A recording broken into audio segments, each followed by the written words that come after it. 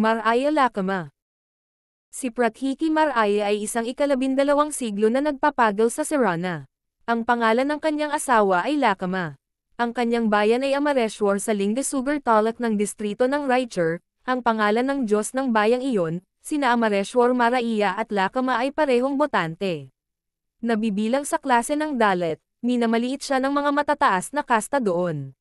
Dahil sa hindi niya kayang tiisin ang kahihiyan, nagpasya siyang umalis sa bayan. Samantala, nagtanong siya tungkol sa kapakanan ng Basavana. Alam na ang lahat ay may pantay na paggalang sa Kalyan, pumunta siya at nanirahan sa Kalyan. Ang Basavana ay nagtatag ng isang bagong lipunan sa Kalyana. Walang pagkakaiba sa kasarian sa lipunang iyon. Walang pakiramdam ng superiority o inferiority. Walang pagkakaibang mayaman mahirap. Kung ang isang tao ay isang scholar o isang cobbler, lahat ay pantay-pantay.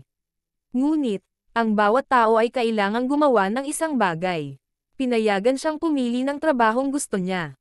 Ang gawaing iyon na ginawa ng tapat ay tinawag na kayeka. Noon ay isang tuntunin doon na kahit sino pa ang isa, ang kumikita ng hindi nagtatrabaho ay hindi relihiyon. Alam mo ba kung aling kayak ang pinili ni Maraiya na nanirahan sa Kalyan mula sa Amareshwar?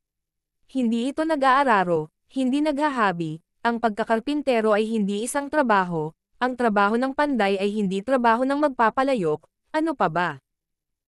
Ito ay isang rice picker.